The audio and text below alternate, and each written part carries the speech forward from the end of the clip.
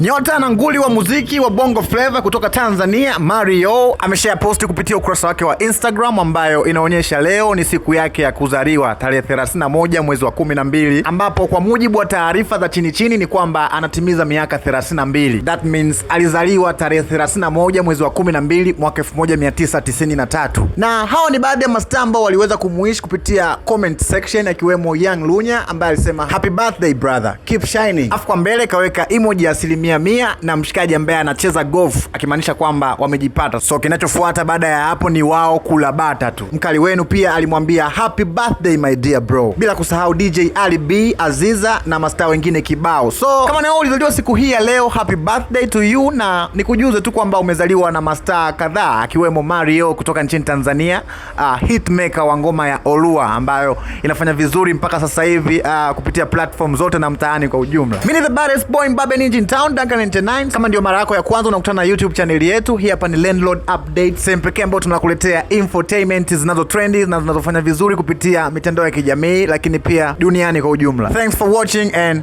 bye bye.